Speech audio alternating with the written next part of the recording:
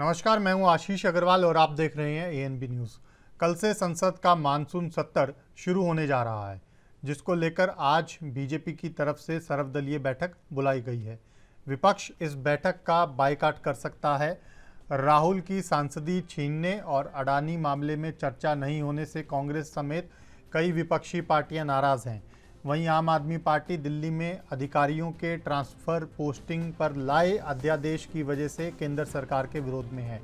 हर बार की तरह इस बार भी मानसून सत्र के हंगामेदार रहने के आसार हैं। सेशन में यूसीसी समेत 21 नए बिल्स को पेश और पारित किया जा सकता है। दूसरी ओर विपक्षी मणिपुर हिंसा, रेल सुरक्षा, महंगाई और अडानी मामले पर जेपीसी गठित करने की मांग सहित अन्य मुद्दों पर सरकार को घेरने की कोशिश करेगी। इस सेशन में कैसे खुद को मजबूत रखना है, इसके लिए सत्ता पक्ष और विपक्ष ने पहले ही तैयारियां कर ली हैं। एक तरफ 38 पार्टियों वाला सत्ता पक्ष तो दूसरी ओर 26 पार्टियों वाला विपक्ष इस बार के सत्र में खुद को मजबूती से पेश करेगा।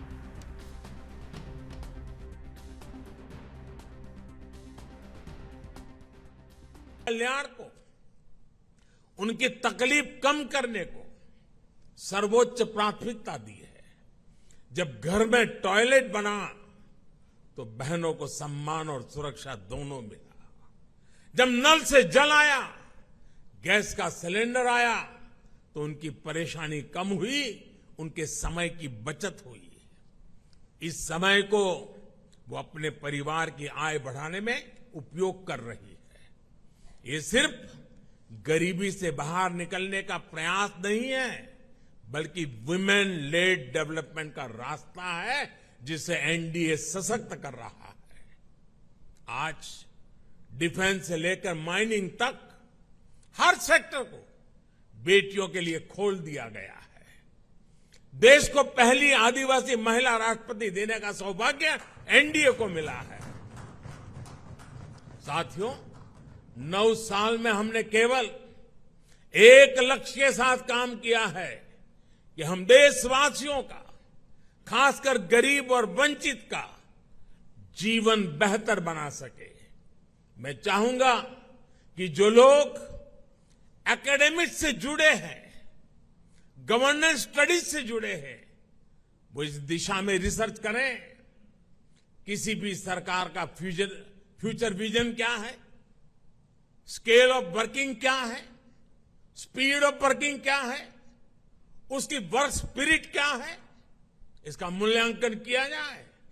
इन सभी पैरामीटर्स पर एनडीए सरकार का काम न केवल असाधारण साबित होगा, बल्कि एक मॉडल के तौर पर उभरेगा। हम केवल आज की जरूरतों के लिए काम नहीं कर रहे हैं, हम आने वाली पीढ़ियों के भविष्य को भी सुरक्षित बना रहे हैं। मैं आपको एक उदाहरण देता हूं। हमारे लिए बहुत आसान था कि आजादी के 75 साल पूरे होने पर हम भी कोई स्मारक बना देते, दिल्ली में कोई ऐसी इमारत अपने नाम पर खड़ी कर देते थे या कोई मूर्ति लगवा देते। लेकिन हम देश के कोने कोने में 1 लाख अमृत सरोवर बना रहे हैं। हमारा स्केल, हमारा स्पीड, हमारी स्पिरिट और इसकी वजह से हमारे काम का स्कोप ये अभूतपूर्व है। हम विकास भी कर रहे हैं और विरासत को भी सहेज रहे हैं। हम मेक इन इंडिया पर भी बल दे रहे हैं और पर्यावरण की रक्षा भी कर रहे हैं। साथियों, हमारी नीयत साफ है, नीति स्पष्ट है और निर्णय।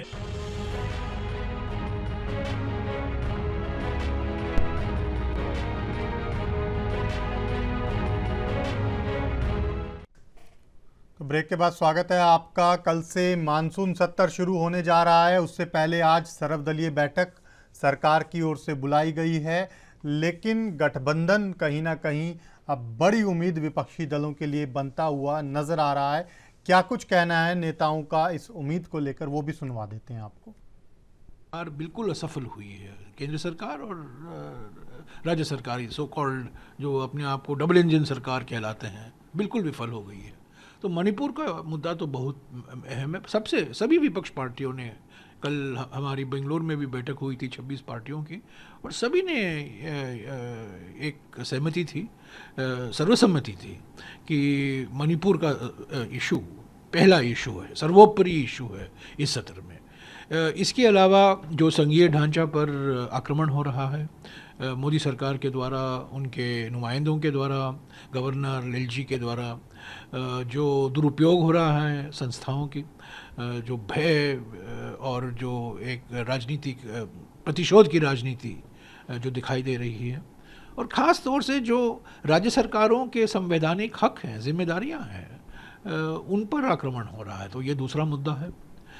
तीसरा मुद्दा है कमर तोड़ महंगाई। आप देख ही रहे हैं, सब्जी, दाल, चावल सभी में सरकार दावा कर रही है कि इन्फ्लेशन रेट, मुद्रास्फीति की दर घट रहा है, पर यहाँ लोग परेशान हैं, सभी करोड़ों परिवार परेशान हैं कमर तोड़ महंगाई की वजह से।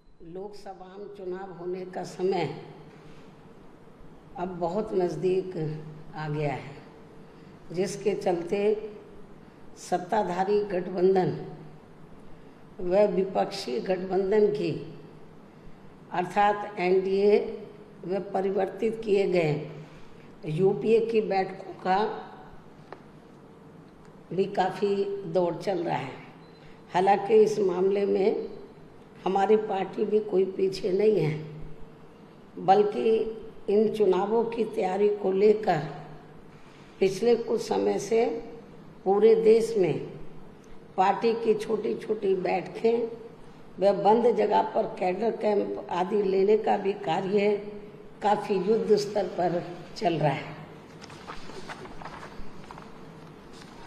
और इतना ही नहीं, बल्कि अब एक तरफ सत्ता पक्ष का एनडीए अपनी फिर से पूर्ण बहुमत की सरकार बनाने के लिए अपनी दलीलें दे रहा है, तो वहीं दूसरी तरफ विपक्षी गठबंधन यहाँ सत्ताधारी एनडीए गठबंधन को इस बार चुनाव में मात देने के लिए उनकी नीतियों व कार्यशैली आदि का काफ़ी विरोध कर रहा है, जिसमें बीएसपी भी कोई पीछे नहीं है। जबकि सत्ताधारी पार्टी व विपक्षी पार्टियों के बने गठबंधन के बारे में सच्चाई तो ये है कि यहाँ वर्तमान में देखिए, स्पष्ट तौर पर जो देश के प्रधानमंत्री जी ने देश को संदेश में बता दिया कि हमने जो 9 साल विकास के कार्य किए हैं, उसी के एजेंडे पर हम देश की जनता के बीच में जाएंगे, और देश में जो संपूर्ण विकास का सपना देखा गया था उसको नरेंद्र मोदी जी ने पूरा किया। उसी कार्य को लेकर हम जनता के बीच में जाएंगे और जनता से जनमत का आग्रह करेंगे। जहां तक है कि वहां पे नीतीश कुमार जी नाराज होकर निकल गए, नहीं, हमको ये सूचना नहीं है, लेकिन यदि नीतीश कुमार जी वहां से निकले हैं तो उनको सपना में ये लगा होगा कि हम प्रधानमंत्री के उम्मीदवार हों, इसलिए वो गए थे। हो सकता है इसी के लिए नाराज होकर लौटे हों। वहीं पे एक टीएमसी के सांसद है, वो कह रहे हैं कि अगर कांग्रेस अपना दावेदार पीएम का नहीं खड़ा कर रही है तो ममता बनर्जी का नाम आगे कर देना चाहिए। स्वाभाविक है, जिस पार्टी का 26 सांसद होगा तो वो जरूर सोचेगा 16 वाले को क्यों मानेगा। और इस बार तो 16 वाला जो नीतीश कुमार जी की पार्टी है वो 0 पे आउट होने वाली, इसलिए नीतीश कुमार को तो मानेगा ही नहीं हम लोग। चलिए फिलहाल एक छोटा सा ब्रेक, जल्द लौट रहे हैं।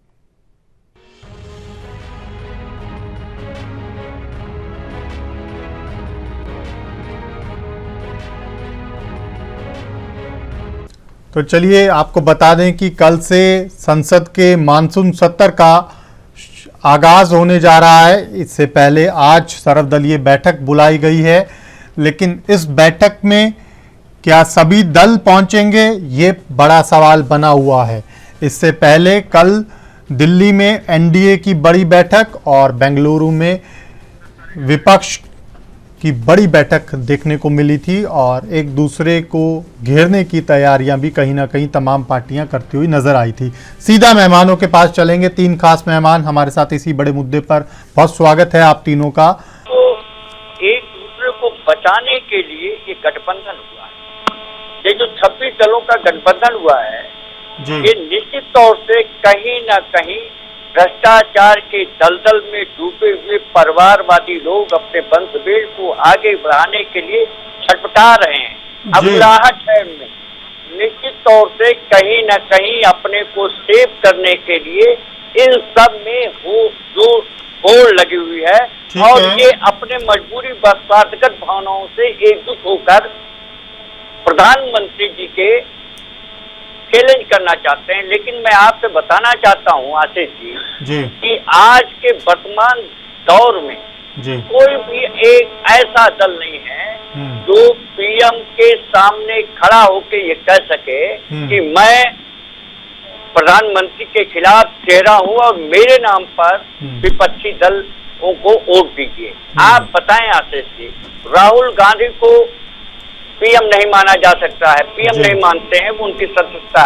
सोनिया गांधी की कोई बात नहीं है। नीतीश कुमार अपने लिए छटपटाता कुलाहट दिखाई पड़ता है। टीआरएस इनसे दूर है। और आप समाजवादी पार्टी उत्तर प्रदेश में कांग्रेस को सीट कहीं देना चाहती है।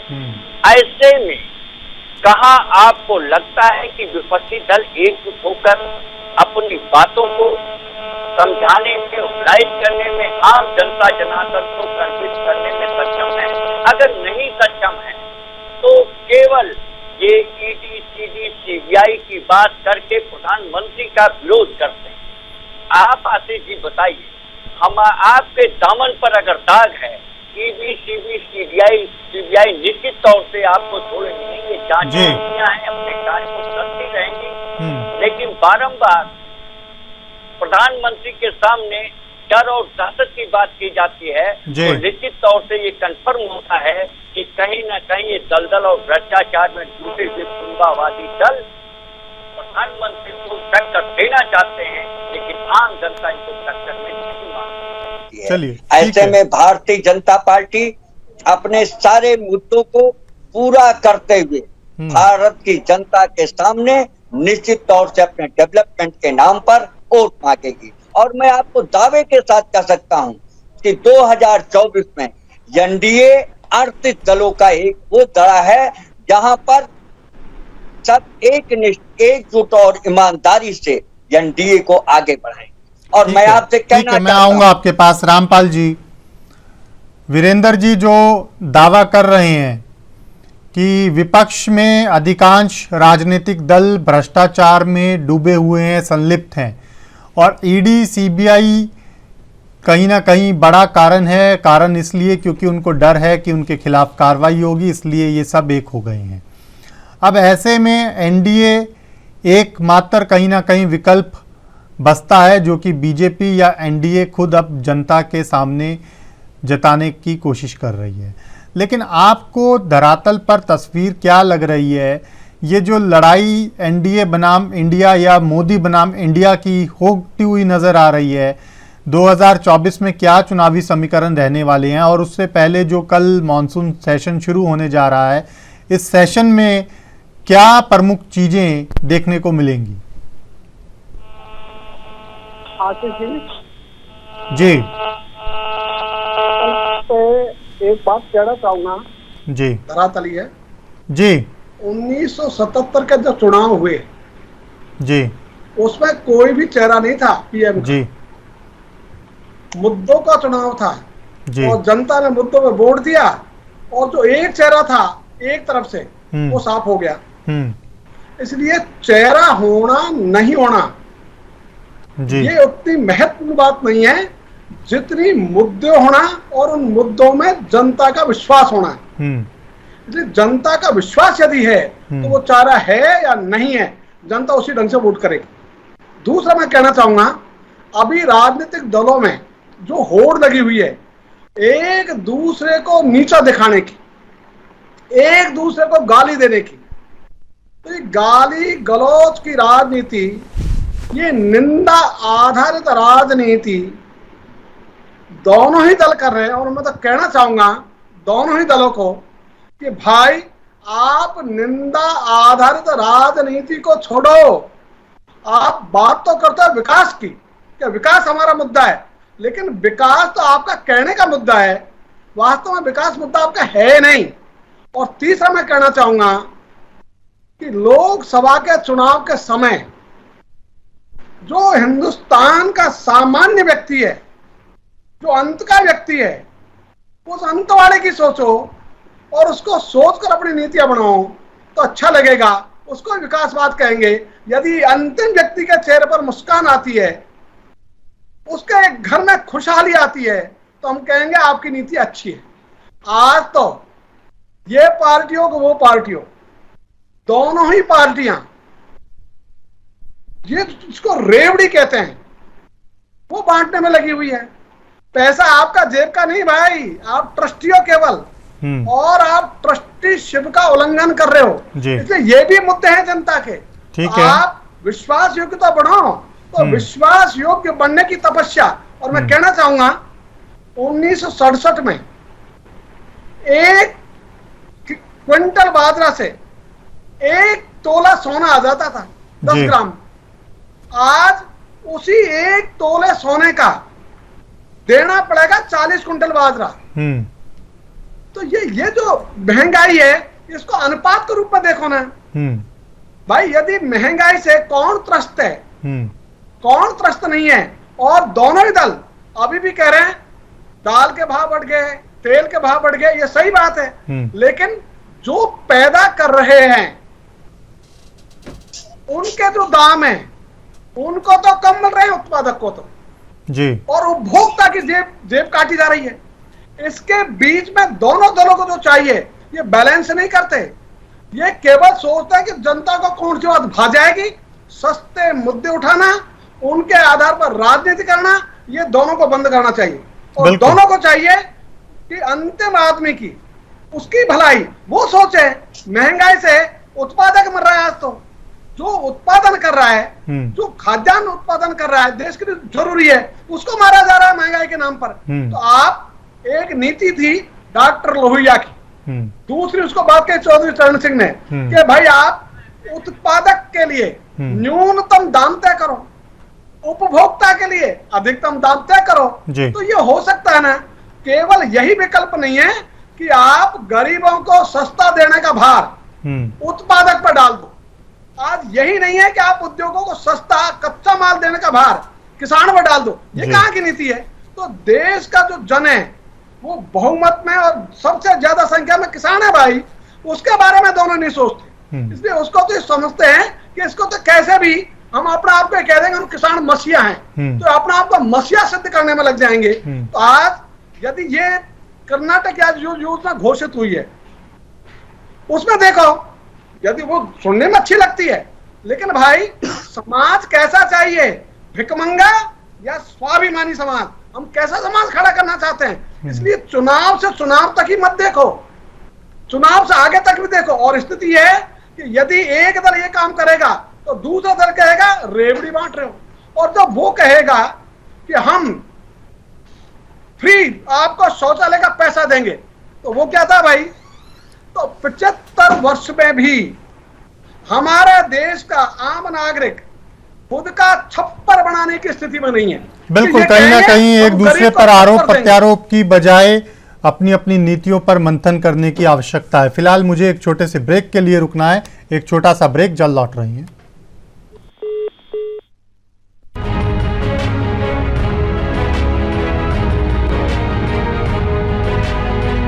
ब्रेक के बाद स्वागत है आपका। सीधा मेहमानों के पास चलेंगे और चर्चा को आगे बढ़ाएंगे। 3 खास मेहमान हमारे साथ जुड़े हुए हैं। रतन जी, आपके पास आऊँगा। ये विपक्ष की जो एकजुटता थी वो तो आप लोगों ने करीब करीब परवान चढ़ा ली है, लेकिन पेच अभी भी 2-3 कई बड़े दिखाई दे रहे हैं। नीतीश जी नाराज़ हो गए हैं, ऐसी खबरें लगातार निकलकर सामने आ रही हैं। ममता बनर्जी की पार्टी ने ममता बनर्जी का नाम प्रधानमंत्री पद के लिए आगे बढ़ा दिया है, और कांग्रेस ने कोई नाम आगे नहीं बढ़ाया, इस पर भी सवाल खड़े हो रहे हैं। रतन जी। सबसे पहले आशीष भाई आपका नमस्कार करता हूं जी। और उत्तराखंड के चमोली में जो हमारे भाइयों अपनी जान गंवाए हैं और सभी जो घायल हुए हैं उनकी मैं कामना करता हूं, उन्हें सच्ची श्रद्धांजलि अर्पित करता हूं और जो घायल हैं वो जल्दी स्वस्थ हों। देखिए आशीष भाई, विपक्ष की बैठक हुई एक तरफ बिहार के अंदर, और उसके पहले तक प्रधानमंत्री एक ही चीज बोलते रहे, एक अकेला सब पर भारी, और पिछले 9 साल तक एनडीए का नाम तक नहीं लिया गया। आज जब बेंगलोर में बैठक बुलाई गई और 26 दल जब उस बैठक में आए, उसके बाद अचानक प्रधानमंत्री जागते हैं और एनडीए का सुर अपनाने लगते हैं, अलापने लगते हैं और 38 दलों के साथ बैठक करने लगते हैं। और उस आपने बैठक में देखा होगा, एक दृश्य देखा होगा कि एक एनडीए की जो बैठक थी उसमें प्रधानमंत्री का ही चेहरा दिख रहा था, और जो हमारे विपक्ष की बैठक थी उसमें सारे विपक्ष के 26 नेताओं के फोटो लगे हुए थे आशीष भाई। और अफवाह फैल रही है नीतीश जी नाराज है। नीतीश जी तो इस गठबंधन के सूत्रधार हैं, और ममता दीदी के अगर लोग उन्हें प्रधानमंत्री चाहते हैं तो कांग्रेस पार्टी के लोग भी राहुल गांधी जी और प्रियंका गांधी जी को प्रधानमंत्री देखना चाहते हैं। एनसीपी के भी लोग शरद पवार को प्रधानमंत्री देखना चाहते हैं। तमाम पार्टी के जो नेता हैं अपने नेता को प्रधानमंत्री देखना चाहते हैं। लेकिन ये जो सिस्टम है, आपको पता है ये लोकतंत्र है। जब हम 2024 में चुनाव जीतेंगे, सारे लोग बैठ के ये तय कर लेंगे कि हमारे इंडिया का प्रधानमंत्री कौन होगा। हम उसका फेस आपके सामने रखेंगे, उसे प्रधानमंत्री की शपथ दिलाएंगे। देश के सामने एक अच्छा प्रधानमंत्री होगा जो देश में महंगाई, बेरोजगारी, भ्रष्टाचार जो चल रहा है उसे हम समाप्त करने का काम करेंगे। हमारे प्रवक्ता, जो भाजपा के प्रवक्ता ने कहा कि एक परिवारवाद है, इनकी मजबूरी है, भ्रष्टाचारी है। अरे भाई साहब, आप कहाँ कैसी बातें करते हैं? अगर मैं परिवारवाद पे आ जाऊंगा तो 1 घंटा लगेगा। पूरी की पूरी भारतीय जनता पार्टी और जितने आपके घटक दल हैं सब परिवारवाद में लिप्त हैं और भ्रष्टाचार की बात करते हैं। प्रधानमंत्री जी 10 दिन पहले मध्य प्रदेश में गला फाड़ के चीख चीख के चिल्ला रहे थे और उन सारे भ्रष्टाचारियों को अपने साथ ले लिए। आप अपने गिरेबान में झांक के देखिए, आज लड़ाई इंडिया और बनाम एनडीए की होगी और जीत इंडिया की होगी, क्योंकि हमारे जो विपक्षी का जो नाम मिला है इंडिया, वह इंडिया आपके शाइनिंग इंडिया को भी समाप्त कर दिया था। इस बार 2024 में मोदी जैसे भस्मासुर को समाप्त कर देगा। ठीक है, लेकिन रतन जी, आपने अभी एक बात कही कि नीतीश कुमार जी तो शुरुआत करने वाले हैं इस एकजुटता की, ये सच्चाई भी है। लेकिन एक और सच्चाई जो निकलकर सामने आ रही है, हालांकि अभी पूरी तरह स्थिति जो है उसको लेकर स्पष्ट नहीं है और उम्मीद है जल्दी हो जाएगी, कि नीतीश कुमार जी नाराज इसलिए हो गए क्योंकि उनको संयोजक नहीं बनाया गया। उनको इंडिया के नाम पर भी ऐतराज है। नहीं, बिल्कुल ऐतराज नहीं है। देखिए, जो इंडिया का नाम बना है ये सारे लोगों के साथ राय मशवरा करके बना है और सबको ये पता है। प्रधानमंत्री जी जो यूपीए के ऊपर आरोप लगाते थे, अब इंडिया के ऊपर कैसे आरोप लगाएंगे? उनकी हवा निकल चुकी है। वो मोदी जी आज रात को सो भी नहीं पाते होंगे। ये सभी लोगों के साथ तालमेल बना के नाम डिक्लेयर किया गया है और संयोजक का जो पद है, अभी मुंबई में मीटिंग होने वाली है महाराष्ट्र के अंदर, उस बैठक में संयोजक का भी नाम हम आपके सामने रख देंगे। सारे के सारे दल एक साथ एक स्टैंड पे कायम है और सारे लोगों का एक ही मकसद है, इस भस्मासुर को इस देश से विदा करना और इस देश में जो भ्रष्टाचार, बेरोजगारी, महंगाई जो चरम पे है उसे खत्म करने का जो काम करने का है। विपक्षी दलों ने तय कर दिया है, पहले भारतीय जनता पार्टी को सत्ता से बेदखल करना है, ये हमारा लक्ष्य है आशीष भाई। ठीक है, भाजपा को सत्ता से बेदखल करना ये विपक्ष का लक्ष्य है, लेकिन इस लक्ष्य को हासिल करने में विपक्ष कितना कामयाब हो पाएगा और कितना नहीं, ये बड़ा सवाल है। क्योंकि सपने देखना अच्छी बात है, लेकिन वो सपने साकार हों ये भी बड़ा सवाल है। वीरेंद्र जी, आपके पास आऊँगा। विपक्ष तो बड़े सपने देख रहा है, सपने देखने में बुराई नहीं है, लेकिन साकार करने के लिए ये भी सच्चाई है कि विपक्ष ने दिन रात एक किया हुआ है। सभी राजनीतिक दल जो अलग अलग राहों पर कभी दिखाई देते थे, आज एक ही राह पर चलते हुए नज़र आ रहे हैं। तमाम बड़े नेताओं ने बड़ी बड़ी कुर्बानियां देनी शुरू कर दी हैं। तो ऐसे में भले ही एनडीए जो है आपने दोबारा से अपना खड़ा कर दिया है, जनता के सामने रख दिया है, लेकिन ये जो चुनावी लड़ाई है 2024 की, एनडीए बनाम इंडिया जो होती हुई नज़र आ रही है, ऐसे कौन से बड़े मुद्दे होंगे जिनके आधार पर विपक्ष के मुद्दे छोटे नजर आएंगे जनता को? आशीष, रतन लाल जी अभी कह रहे थे कि हमारा एक उद्देश्य है भस्मासुर।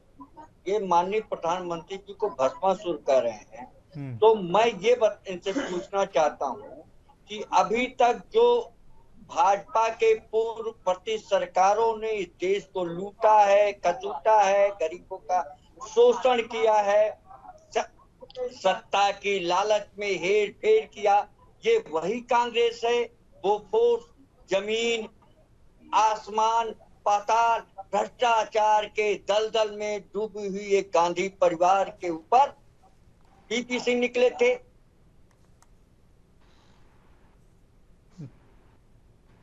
निकलकर उसी कांग्रेस के साथ, उसी कांग्रेस के खिलाफ आरोप लगाते थे। आज वही कांग्रेस से लड़ने वाले लोग आज जब एनडीए के खिलाफ आ रहे हैं तो मैं इनसे पूछना चाहता हूं कि ये जो एनडीए को हराने का लक्ष्य लिए हैं केवल एक है।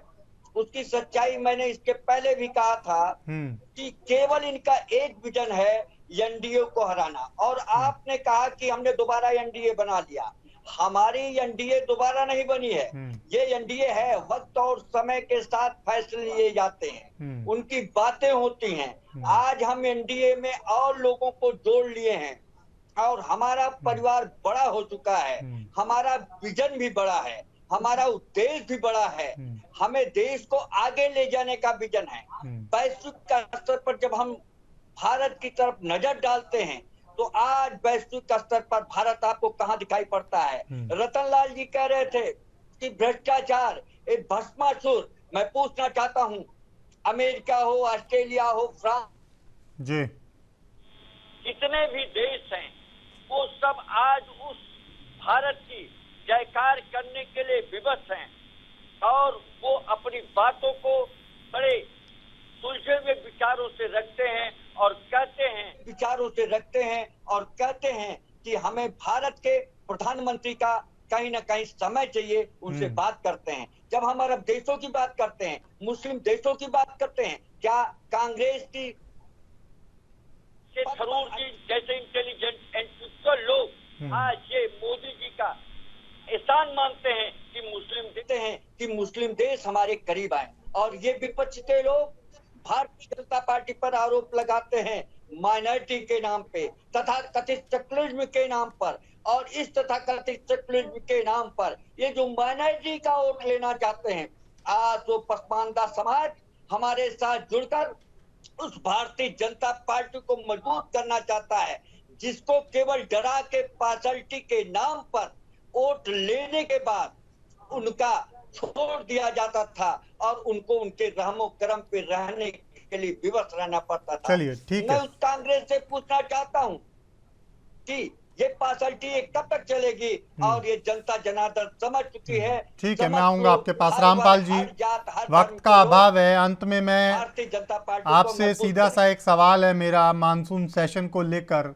ये जो विपक्ष की एकजुटता बेंगलुरु में कल देखने को मिली है, 24 के चुनाव से पहले इस 70 के दौरान ही कहीं ना कहीं ये जो रणनीति है विपक्षी दलों की, वो ये दिखा देगी कि चुनावों में कितना एकता का असर रहने वाला है।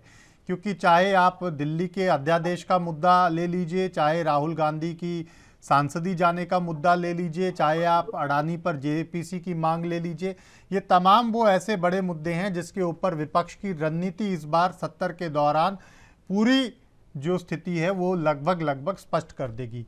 आपको क्या लग रहा है इस बार मॉनसून सेशन में कहीं ना कहीं विपक्ष ये सीधे तौर पर दर्शाने की कोशिश करेगा कि उसकी एकजुटता क्या रंग लाएगी 2024 में, या वाकई में एनडीए इस बार फिर भारी पड़ेगी?